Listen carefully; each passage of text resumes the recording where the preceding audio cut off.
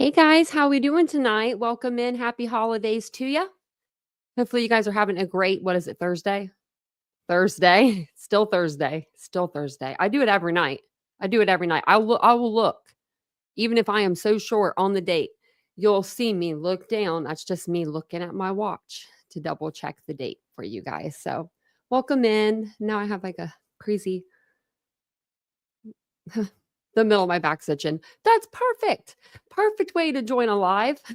But my name is Tanya or Titanium Built. If you're not new here, you know who I am. But if you are new here, you don't know who I am. So I am Tanya. You can call me either or. I don't prefer one over the other. But thank you guys for joining me for another live. I appreciate you. I got the dog again tonight. So if you like the dog's back. The dog is back for the evening. And if Doodlebug comes in or watches on replay, I do have a couple Kristens in here because when I got I got the live, thought when I got off the last live, I was all confused. I was like, wait a minute. If you're that person, then if that's Kristen, then who are you? That's what I wanted to know. But because I knew her name was Kristen, she's like, you got more than one of us in the chat. I didn't believe it. I didn't believe it. But welcome in, everybody. Hey, Ladybug. Hey, Mary Beth. I was gonna say maybe I beat you on the like, but I didn't even like my own video. 20 people in here. We got like 7 likes. We can get the likes up a little bit there. But you guys always do that. You always give me plenty of likes. I appreciate it.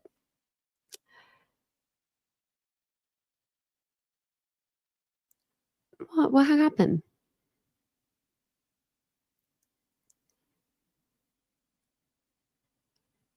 Thank you. Okay, I'll put that up there too. That's what it's okay. Yeah, that's what it's under. I need to put that somewhere. Um, but yeah, I need to figure that out. There's Ashley. How you doing tonight? They'll come straggling in. Yeah, they always do. They always do. They know I talk for a few minutes, so hey, Mandy. Hey, Aries. To know the pain of power, we must go to those who have it. To know its pleasures, we must go to those who are seeking it. Oh, it's a very nice quote. Hello, Aries. Did I miss somebody? I miss Trixie. She was hiding in there. Hey, that's that's what I love about you guys. Hey, KCG, because you guys welcome everyone in. So then if I miss someone, I will always see it and then I can go back up. You guys do help. That helps a lot, actually.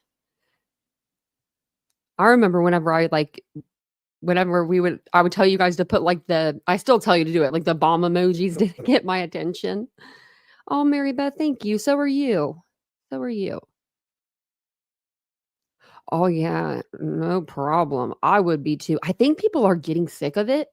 I've noticed the chats. I've been lurking instead of talking. I don't know. I've just been lurking and I've noticed the chats are going down in numbers, like the chat size. So I don't think that you're alone. Oh, the dog does match. The dog on the screen. I do have 2 dogs down here too. I don't know if you can't even see them. They're hiding. Wow.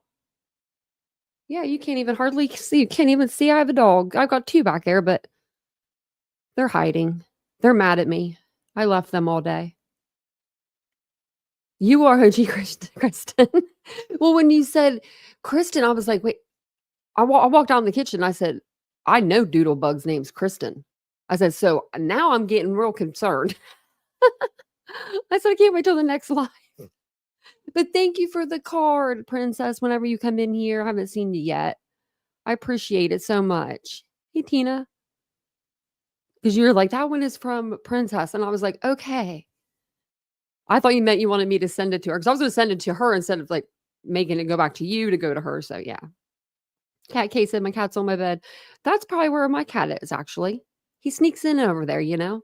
And hey, Tina, I don't know if you heard me say hello to you. I don't know if I even said hello. Mary Beth, are you in the Christmas spirit?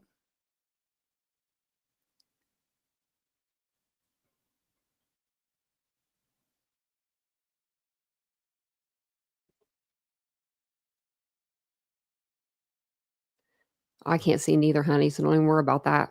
We'll be blind together.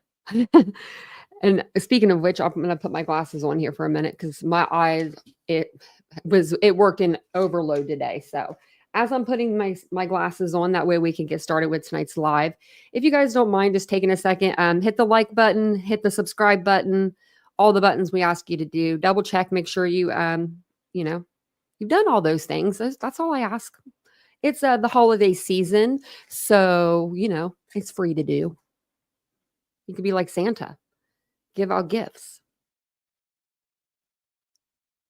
The one that you you took care of this year, Mary Beth? Oh, I love wrapping gifts, Ladybug. I used to do gift wrapping on the side. That was like my side hobby. It wasn't an actual business because I didn't have an LLC or anything at the time, but I would just do it on the side, and I loved gift wrapping. I'm not the greatest at it because of my vision, but I had people come back to me more than once. So that made me feel good. That made me feel really good, actually.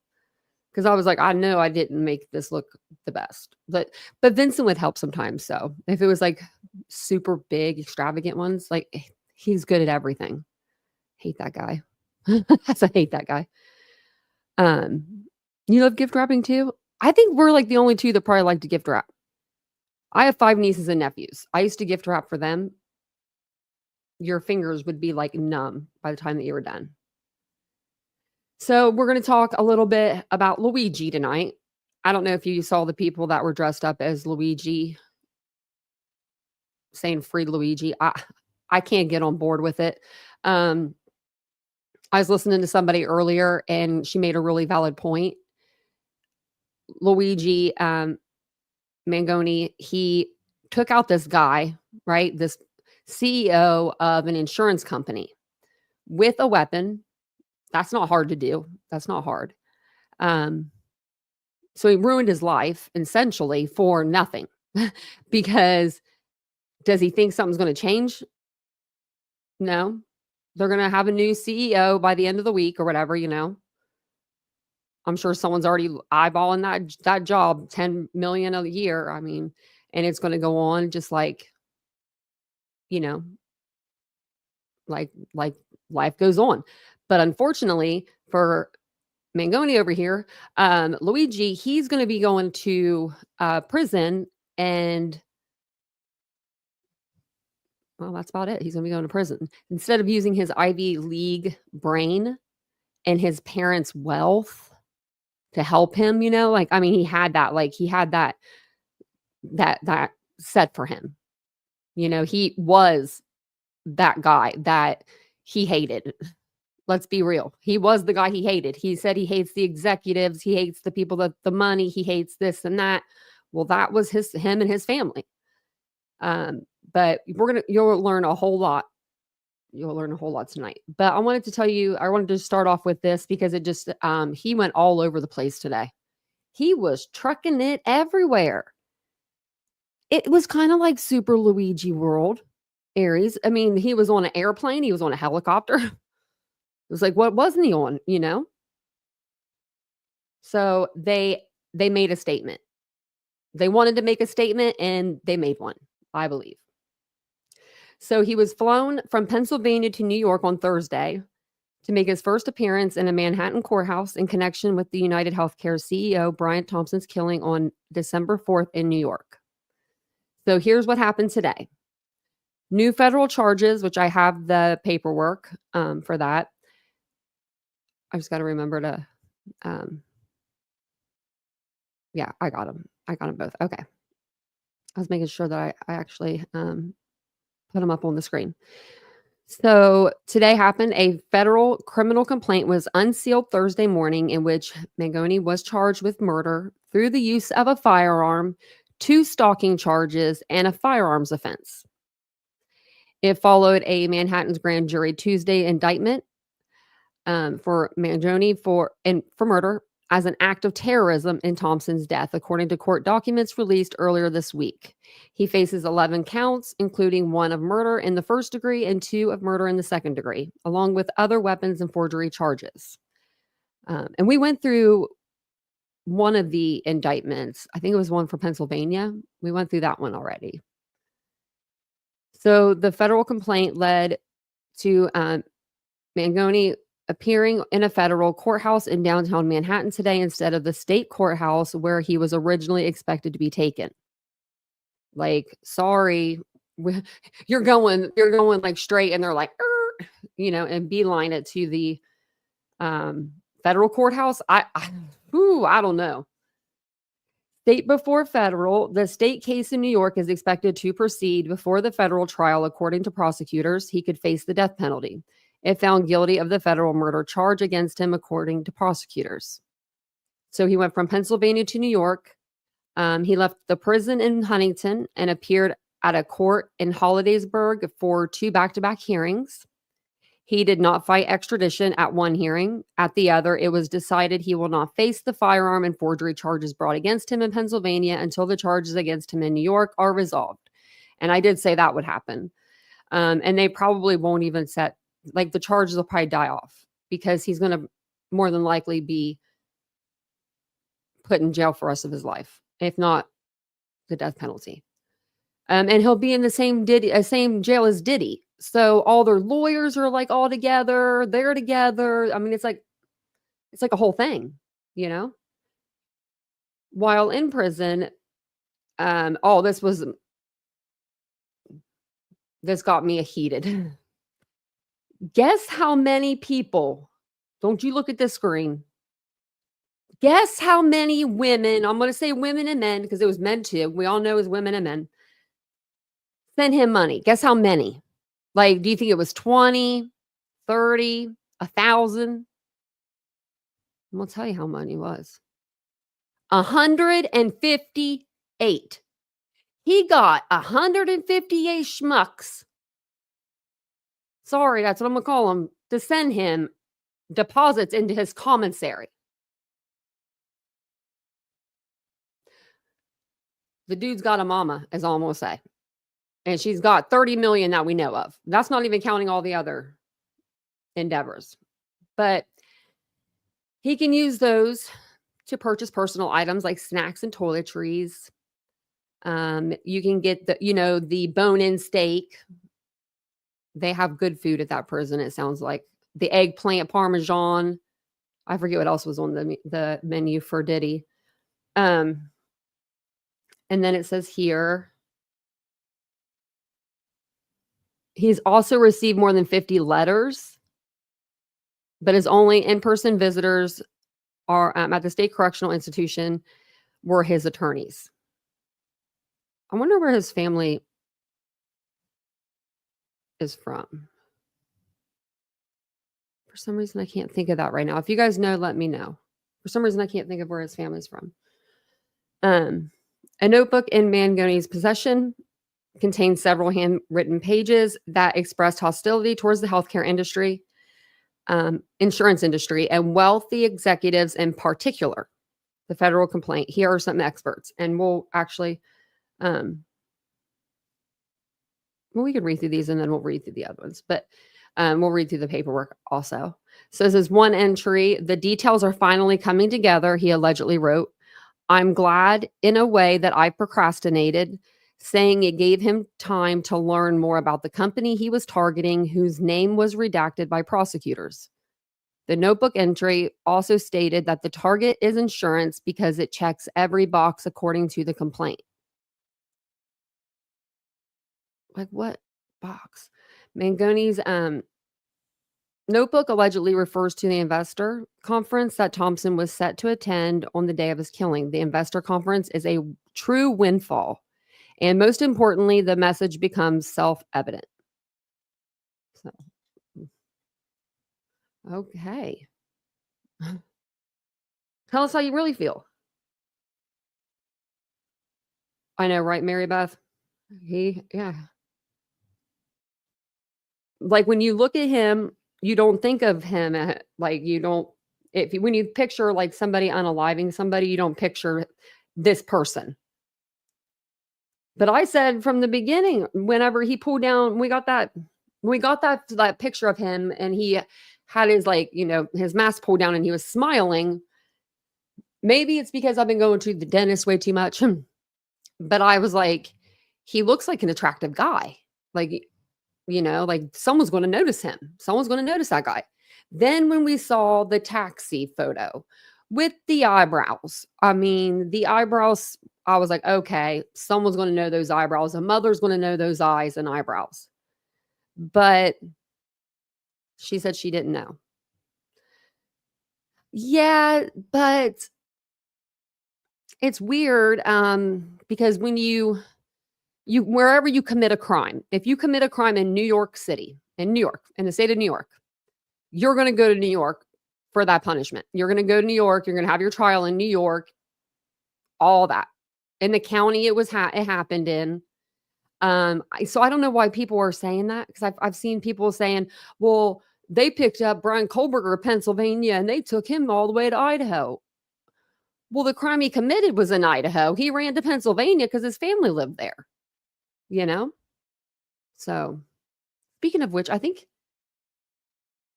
Luigi's from like Maryland, something like that, I want to say.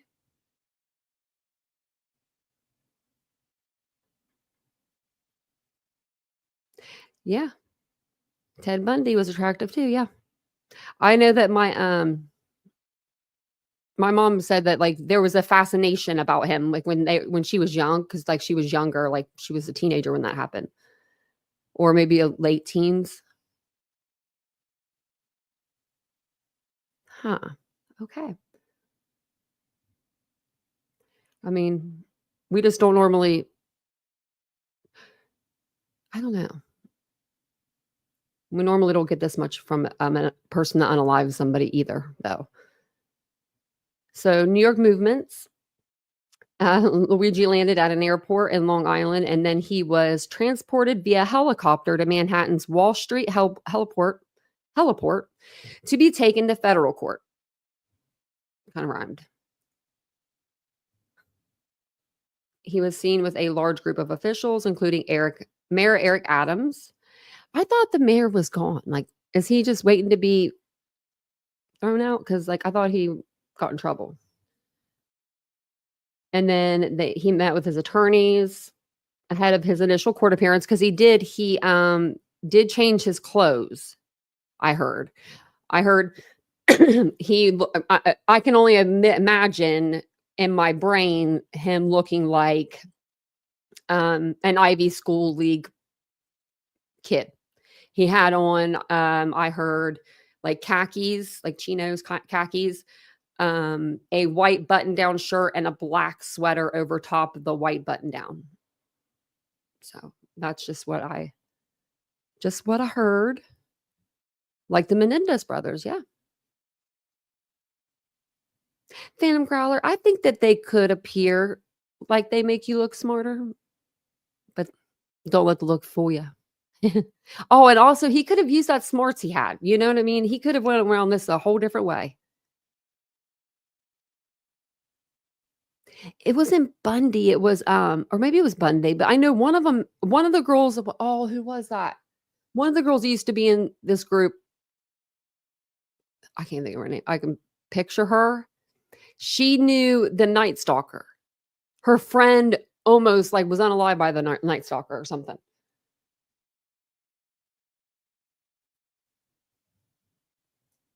Well, yeah, no, we know that blue cake butterfly. We're not saying that, a murderer should look a certain way, but when you go to look at one, this isn't what you normally see. But he made mistakes. He was a dummy. For him being so smart, he was a dummy.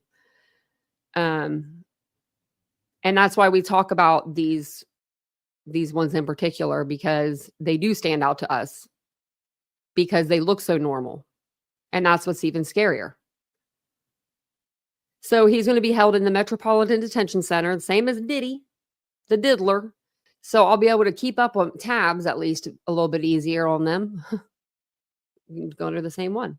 I wanted to show you guys this video. It just shows them escorting him from Pennsylvania back to New York, where, he needed to be. A accused CEO assassin Luigi Mangione is back in New York City and facing federal charges that carry the death penalty. He was surrounded by cops armed with assault rifles and FBI agents. Luigi, why did you kill Brian Thompson? Luigi, why are you so angry at UnitedHealthcare? Every moment of his journey from Altoona, Pennsylvania was carried live on TV. Please stay back. It began with Mangione waiving extradition in a court appearance. We're ready now to defend, move forward and start defending these charges in New York and Pennsylvania. Protesters carrying Free Luigi signs positioned themselves outside court as he was taken out a rear entrance. He was freshly shaved and glared at cameras before climbing into an unmarked police van. He was driven to a local airport about a half hour away. In handcuffs and shackles, Mangione boarded a Cessna aircraft for the hour and 20-minute flight to MacArthur Airport on Long Island. An NYPD helicopter was waiting on the tarmac when the plane landed. Then he was flown to the Wall Street heliport in Lower Manhattan, where New York City Mayor Eric Adams stood among police officers and FBI agents waiting for him. The show of force was clearly designed to send a message. Did you see? Like, look at all those people. Like, bro. They're making sure no one takes him down. But it didn't look like he was in like a bulletproof vest or anything. I'd have to look so better, much but support that they've seen online and additional calls to free Luigi that they wanted to have a phalanx of he has to have one on. people, a motorcade with its own emergency service team, so that nobody tried to free Luigi. Here's Luigi Mangione in this black van being escorted by NYPD and the FBI. Mangione was transported by motorcade for his arraignment in federal court. A 10-page federal complaint detailing the charges says Mangione kept a notebook as he planned the assassination. He began formulating those plans back in August, but picked up the pace when he learned that UnitedHealthcare would be holding an investor conference in early December. He allegedly wrote he was going to whack the CEO. The target is insurance, he wrote. It checks every box. I'm glad in a way I procrastinated because it allowed me to learn more about UnitedHealthcare. In a statement, Mangione's New York attorney says, "We are ready to fight these charges." So he was going to go after somebody, anybody. He just didn't know who. Like, he didn't know for sure it was going to be insurance. It sounds like he had a little checklist. Like he was trying to find somebody to make some sort of statement. I still don't know what the statement is yet. Man, it's just everybody involved. It's sad for the people, that families that are involved. Brian Thompson had two kids, two boys. It's so sad. We went through, I'm like 100% confident we went through this. But I'm just going to read through the charges on this document, and then we're going to go over to the larger document. That was the sealed document. It just became unsealed today. And it's for federal charges from the FBI. So this one is grand jury in the county of New York indicted him on murder in the first,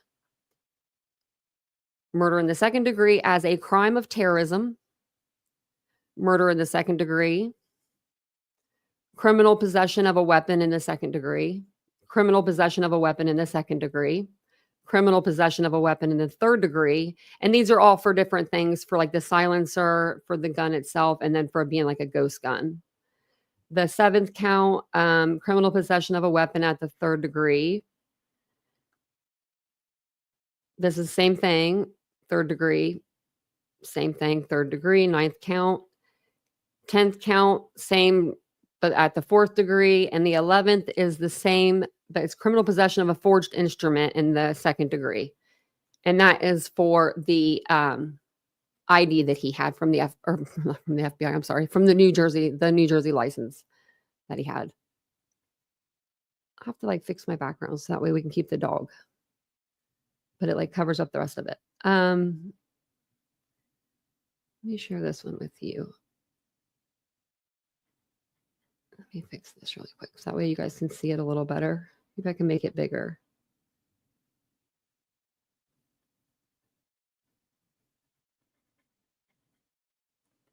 Move me down a little.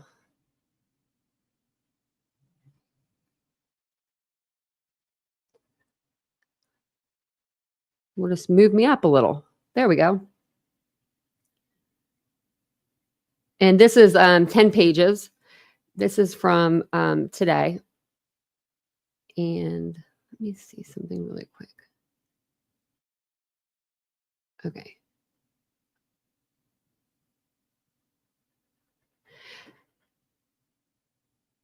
Okay, I was making sure you had the right document on your screen. Okay, sorry. Thanks for being patient with me. I appreciate that very much. So it says United States of America versus Luigi Nicholas Mangione. Now, he thought he was going to the state house today, like state court.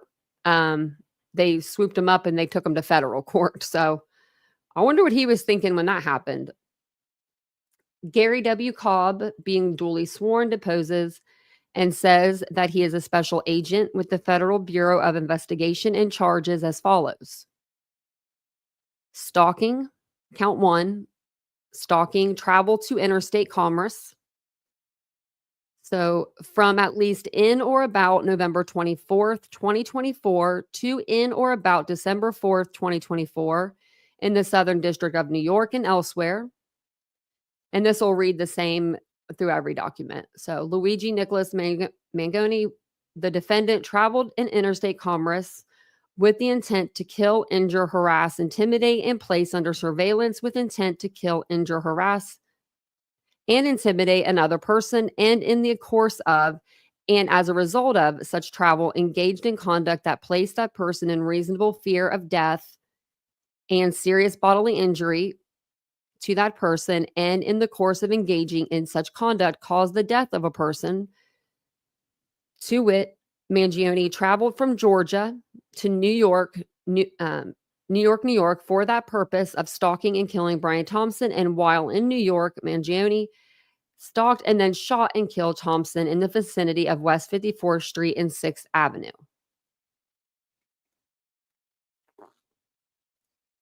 I think this is going to read the same. Yeah.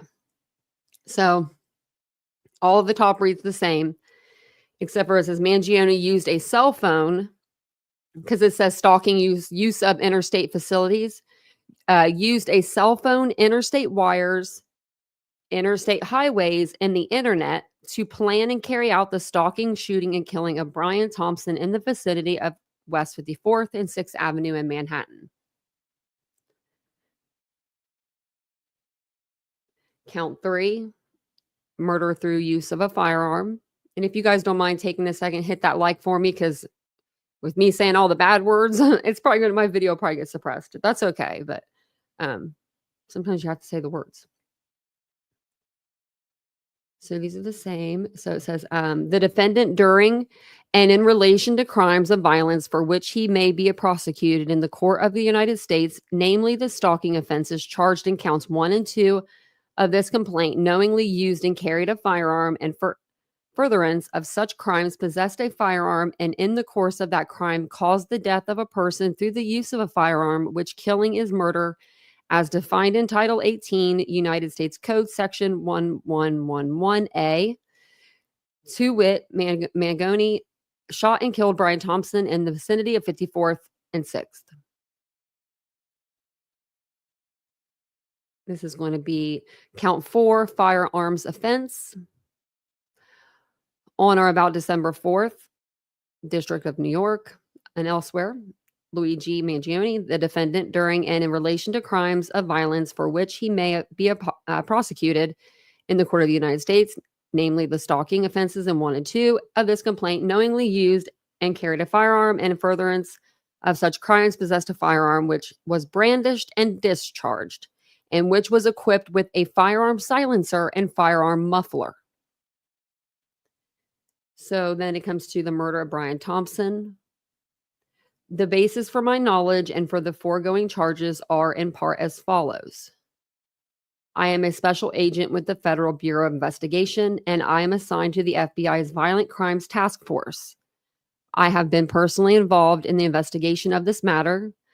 This affidavit is based upon my conversations with other law enforcement officers, my examination of documents obtained through a court-authorized search warrant, my review of documents prepared by others, security camera video, and my involvement in this investigation. Because this affidavit is being submitted for the limited purpose of establishing probable cause, it does not include all of the facts that I have learned during the course of my investigation. Where the contents of documents and the action statements and conversations of others are reported herein, they are reported in substance and in part, except where otherwise indicated. So based on my participation in this investigation, my conversations with other law enforcement officers, my review of documents prepared by others, my review of security camera video, I have learned, among other things, the following. We want to know. On December 4th, 2024, at approximately 6:45 a.m., Brian Thompson, the victim, the chief executive officer of a nationwide health insurance company, was shot and killed by a masked assailant while walking on West 54th Street towards a hotel in Midtown Manhattan, where Company One investor conference was scheduled to begin at 8 a.m. As discussed below, the shooter was later identified to be Luigi Nicholas Mangione. The defendant's security camera video showed the shooter, who was wearing a gray backpack, is referred to as the gray backpack, come from between two parked cars, walked up behind the victim, and shot the victim in the leg and back outside of the Midtown Hotel's entrance on West 54th Street. The firearm and the shooter used appear to have a sound suppressing device or silencer attached to the front of its barrel.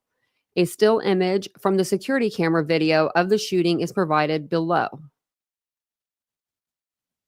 You can see the lady huddled in the corner. I want to know who's in the black car, because someone's in this car.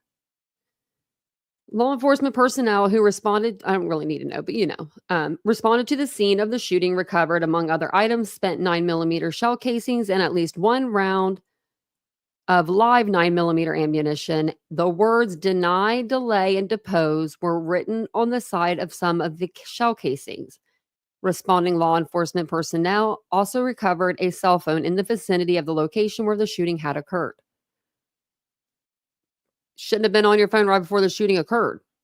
And you could have put it in your backpack, in a special pocket. Wouldn't have dropped it. Maybe you wouldn't have dropped some candy wrappers in a bottle of water either, though. I mean, that was amateur.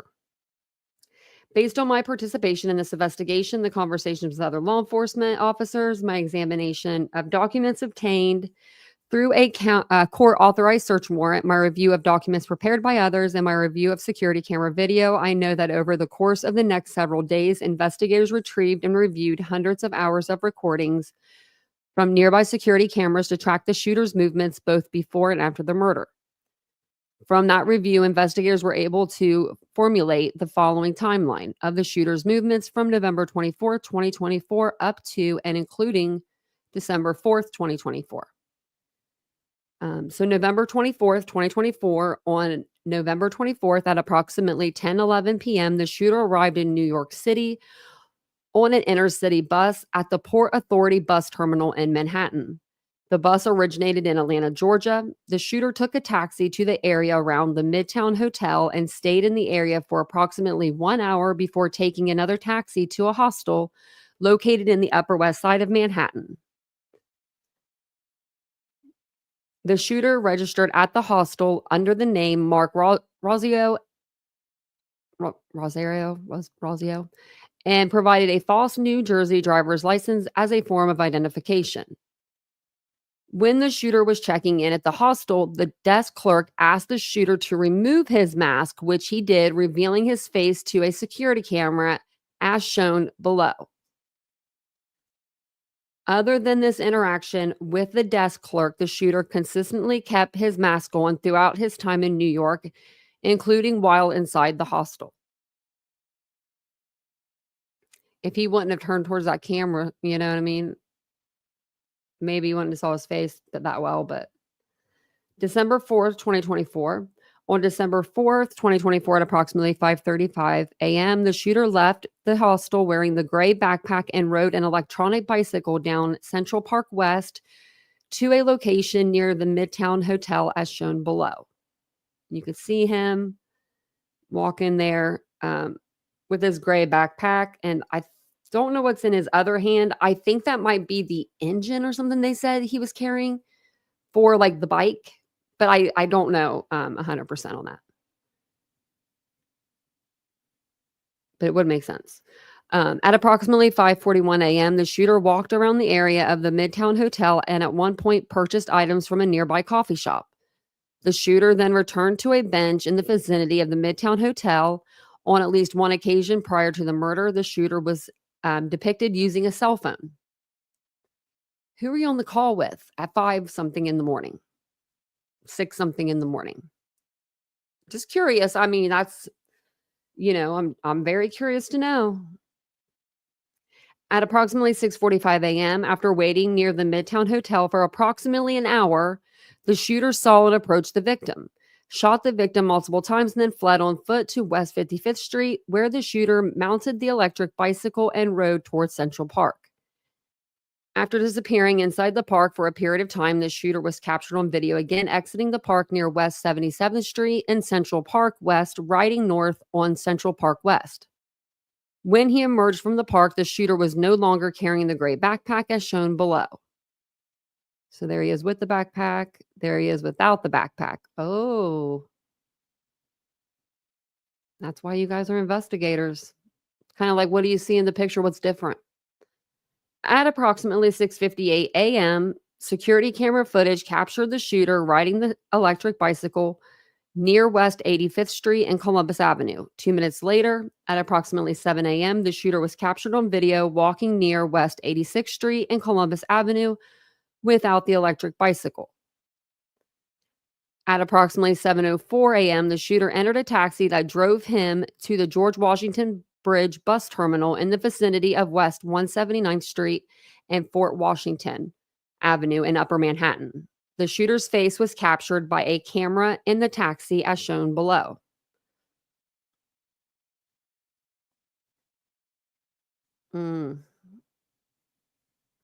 At approximately 7:30, video footage from the George Washington Bridge bus terminal captured the shooter entering the facility.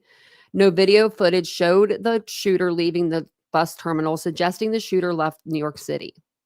On or about December 6, 2024, law enforcement officers searching Central Park found a gray backpack matching the appearance of the gray backpack worn by the shooter as depicted below. And this is going to be the arrest and identification of the shooter. Based on my participation, I'm just, and he reviewed with others and the security cameras. On December 9th, 2024, at approximately 9:14, so this is a couple of days after, a worker at a fast food restaurant in Altoona, Pennsylvania, called the police about a male customer later identified as Luigi Nicholas Mangione. The defendant, who the worker believed resembled photos of the shooter, had been broadcast in the media following the victim's murder. Members of the Altoona Police Department responded and encountered Mangione, who they also believed matched the appearance of the shooter. When approached by responding officers and asked for identification, Mangione offered the false New Jersey ID used by the shooter to check into the hostel. Like, I mean, come on. Why would you use the fake ID? Mangione was later found to be in possession of a loaded 9mm pistol and silencer consistent with the weapon used to kill the victim, clothing that matched apparel that the shooter wore in the security camera video, a notebook referred to as the notebook, several $1,000s in cash, an envelope associated with an FDIC-insured bank, and a letter addressed to the feds, called the feds letter. The 9mm pistol and silencer were later tested and found to be operable by a ballistic examiner from the New York City Police Department. Photographs of the firearm and the silencer recovered from Mangione are depicted below.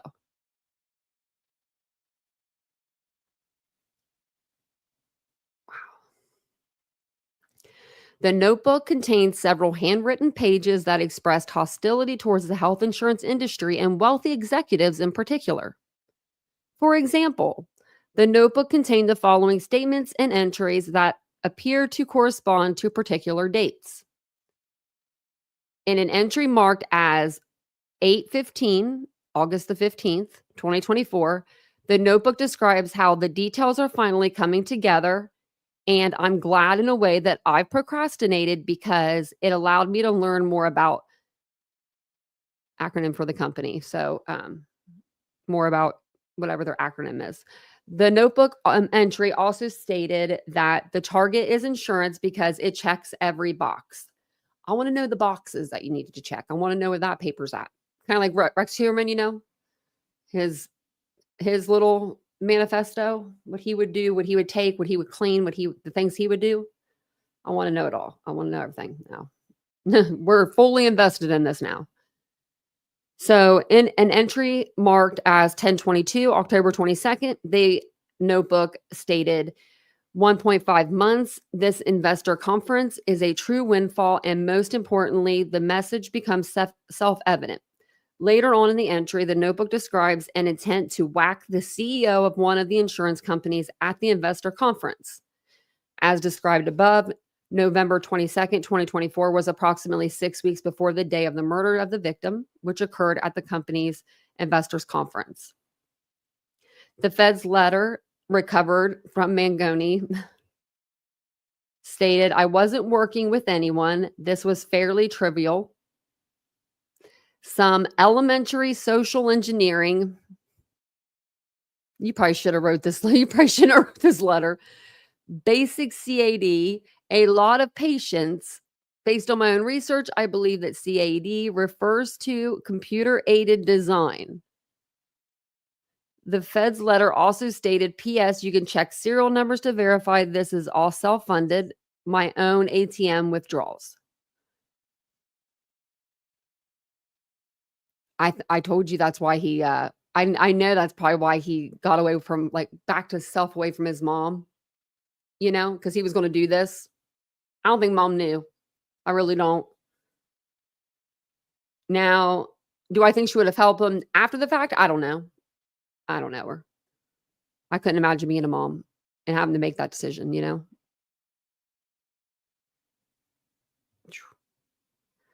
And I guess looking at the pictures, like these ones that are more up, he does look a lot different, I feel like, than he does in some of the pictures where he's face on, the one beside it. So if I were his mom, I might say maybe that's him. If it was one of these two with the hood pulled up, but if it was more where he peed himself in that picture, I would be like, that's my kid. If I would know. So it says, based on all of the above, my review of photographs of the shooter and my review of arrest photographs of Luigi Nicholas Mangione, the defendant, I respectfully submit that Mangione is a shooter and shot and killed the victim on December 4th, 2024. Additionally, the notebook entries, the Fed's letter, the shooter apparent surveillance of the Midtown Hotel on November 24th and December 4th, and the shooter's use of counter surveillance techniques and escape from New York City all suggests that the shooter undertook extensive efforts to identify the victim, place the victim under surveillance, and track the victim's whereabouts in the time period leading up to the murder.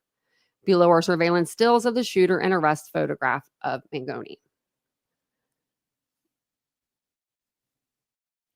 Why did they arrest him in the bathroom? In a holding cell? Why didn't they arrest him in maybe he wasn't talking? I don't know. Just kind of weird that they arrest him in a holding cell. Oh, that's it. Wherefore, I respectfully request that a warrant be issued for the arrest of Luigi Nicholas Mangione, the defendant, and that he be imprisoned or bailed, as the case may be. Don't think they're going to give him bail. That's just personal opinion. Personal opinion there. I feel so weird being all at the top over here. Hey, Autumn. Thank you for the card, Princess. It was very sweet. Thank you. I opened it and I put it with my other Christmas cards. let's see where else we were going to go with this. I was going to show you guys this. I actually read through that faster than I anticipated. It's because they didn't give me any of them crazy big words like Ann Taylor likes to throw in her word documents or word salad documents. She'll have me speak in a different language, I feel like sometimes. But I just wanted to show you guys this video. It just talks about kind of everything that we just went over. This was like later on in the day. So we'll play this and we'll see what they say. In federal court on murder charges. Good afternoon, everyone. I'm Kira Phillips. And I'm Terry Moran, and that is our top story at this hour. Mangione, the accused killer of 50-year-old Brian Thompson, who is a father of two, an insurance company executive. The killer just made his first appearance in federal court. This comes after a new 4-count federal criminal complaint charging him with stalking, a firearms offense involving a silencer, and murder through the use of a firearm. That last charge under federal law now makes Mangione eligible for the federal death penalty. The 26-year-old landed in New York earlier today and was transferred to federal custody after waiving extradition from Pennsylvania, where he was arrested after days on the lam. He also faces New York State charges of first and second degree murder related to the Midtown Manhattan shooting of Brian Thompson earlier this month. Senior investigative correspondent Aaron Katersky was inside court, joins us now along with our legal contributor and trial attorney Brian Buckmeyer. So, Aaron, tell us what happened in federal court. The action continues there, and I know you're tracking it. Well, what can you tell us about Mangione, how he behaved in court? Just an incredible day, Terry. He began his day in an orange Pennsylvania state prison jumpsuit, waived extradition, was brought on board an NYPD plane, then a helicopter, landed in Lower Manhattan. The mayor was there to greet him, and then he was brought here to federal court, where he appeared briefly in civilian clothing, khaki pants, a white button-down shirt beneath a black sweater. He was shackled only at the ankles, and he didn't say much, but we did hear him answer yes to several of the judge's questions. The attorney for him, Karen Friedman-Agnifilo, though, called this a highly unusual situation. She said she had never seen anything like this, where he is charged in state court with terrorizing the public, murder in furtherance of terrorism, and charged in federal court with stalking a single individual. The defense said those theories of the cases appeared to be in conflict. They sought clarity. The judge told them to confer with prosecutors. It appears now that Mangione is going to be prosecuted first in federal court. He was taken into the custody of U.S. Marshals, and his attorney declined to comment on her way out of the courthouse just a moment ago, Terry. All happening in real time. Brian, Mangione now in federal custody. So what happens to the New York State charges? Soon, what I would suspect would be that, as the judge said in the court there with Karen Friedman-Agnifilo and the government's prosecutors, to confer with each other, figure out what happens next. Now, I think the next court date, unless there's an indictment, is January 18th in federal court. In that time, I would imagine that the state prosecutors will reach out to the federal prosecutors and try to at least get an arraignment, because they don't want that case to languish in any way, shape, or form, that a defense attorney can make any form of legal arguments that either the prosecution is taking too long, any kind of arguments for speedy trial rights. They want to kind of get their ducks in a row to say there's an indictment, let's have them before the charges. And if there needs to be a pause for the federal charges, they'll do so. But I think there's got to be some kind of state appearance. Absolutely. So, Aaron, what do we know about how Luigi Mangione will be confined, how he'll be held, and when his next appearance in court might be? In all likelihood, he is on his way now to MDC Brooklyn. That is the federal lockup closest by, just across the bridge. It's where Sean Combs happens to be incarcerated. Let's just be real. Diddler hates it over there. So I think Mangione's going to, I think he's not going to like it. At the moment, Sam Bankman-Fried, but he is likely, given the nature of the charges and the fact that one of them carries the possibility of the death penalty, he is likely to be held in isolated fashion. He's like, look at those eyes. Those eyes tell me, Mama, come pick me up. I fudged up. That's what those eyes tell me. Mom, I messed up big. Can you come bail me out? Nope. Look at all those cops around you. Can't bail you out of this one. He's due next here in I federal wonder if court this was the first kind of trouble he's ever been in. in January. But by then, the U.S. Attorney's Office will no doubt work to secure an indictment. At that point, he'll have to enter a plea. And imagine being in jail or prison with metal. Oh my gosh. Man, that would hurt. That would be so uncomfortable. So uncomfortable. His attorney has already signaled he's going to fight the charges, so we anticipate that plea would be not guilty. But Terry, there's just no telling. All of this has unfolded very, very fast, and no one has ever seen the spectacle that we saw when he was arriving in Manhattan by helicopter, surrounded by NYPD officers, including the police commissioner and Mayor Eric Adams. So nothing like this has really unfolded here in recent memory, Terry.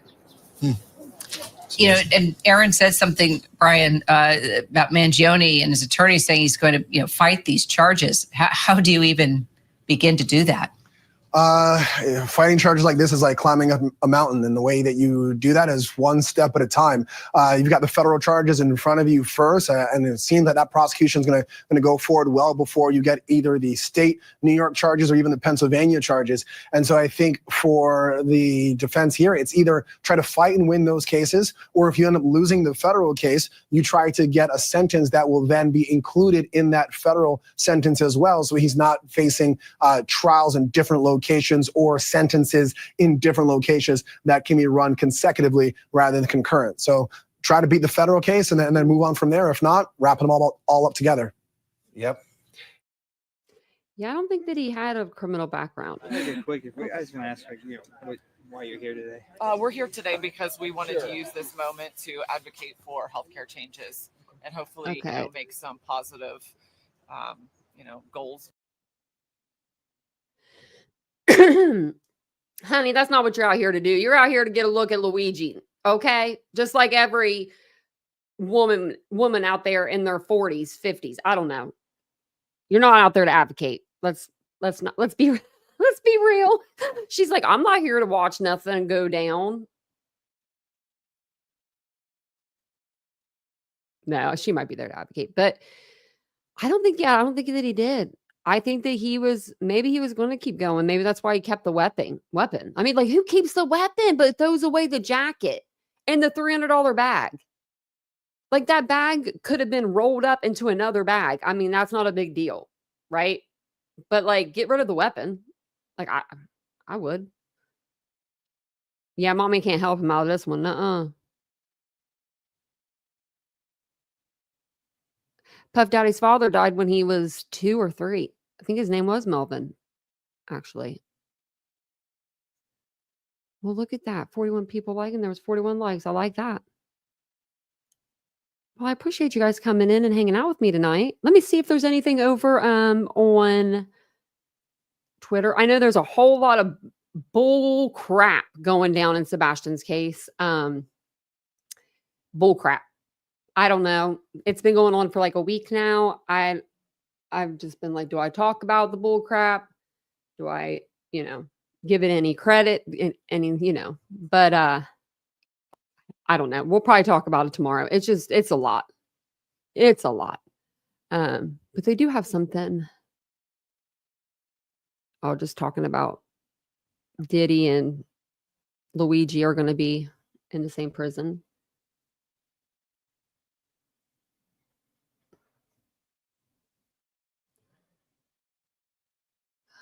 Yeah.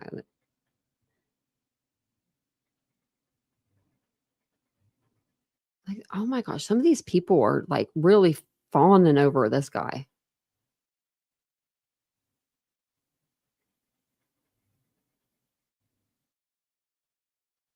Like, I can't get it.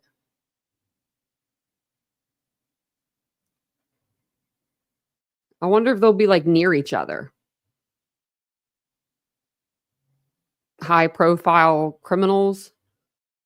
I don't know. Hey, Tempest. I know. That's what that blue cake, that's what happened. He got hungry both times. That's something you can't, you know what I mean? Like something you can't control. You don't even think about it. It's like blinking, right? You're like, oh, I'm hungry, gotta eat. Go stop at the Starbucks. I got an hour, or I got some time before he comes. I don't know when he's gonna get here, but I got time to get a couple snack bars and a water. And then he dropped the snack bars in the water through the passageway and the cell phone. Like, you might as well have just put a big old arrow. Like, should have got some of them theater lights, that strobe lights, and just put yourself in the middle of those and just been like, come and get me, because I did it. I mean, Luigi might be bringing the baby oil. He might be.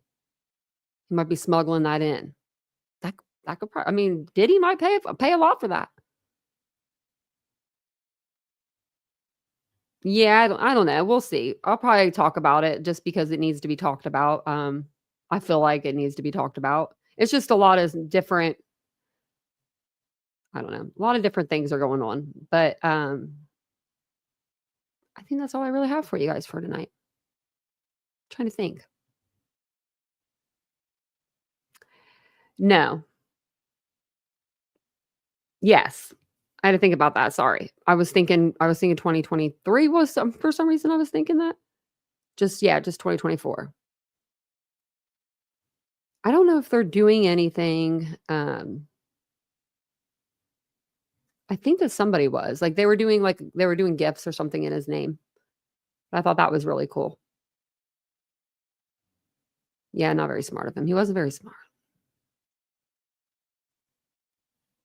He wasn't very smart though.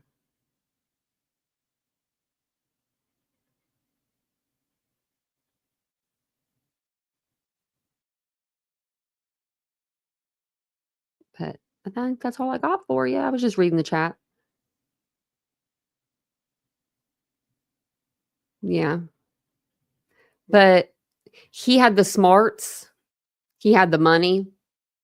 He had the intelligence to make change. But now he's just going to jail. They'll have another, like I said in the beginning of the live, they'll have another CEO if they don't already have another one in a spot already. They'll have another one there by the end of the, month, beginning of the new year. And that company will go on. But he could have, maybe made change happen where, there's other people that don't have the wealth to back them up or, the social status to back them up. And I feel like he kind of did. And, he was such a smart guy. I mean, Ivy League school, he went to private schools. Man, it's just like, and our healthcare system is a joke. It is a joke. They need to fix that a little bit too. A lot of it. But thank you guys for being here tonight. I appreciate you. I'll be back on tomorrow evening. I'm going to post a video tomorrow during the day sometime. It's like a 9-minute video. And then I think that's it. Okay. I was just double checking. But thanks for being here tonight, guys. I appreciate you so much. Okay. Okay, Ladybug. I'll email her. I'll do it after the live. Well, you guys have a great night, and I hopefully I'll see you guys tomorrow. And have a wonderful Friday. See you guys later. See you tomorrow evening around 9:15. Bye, guys.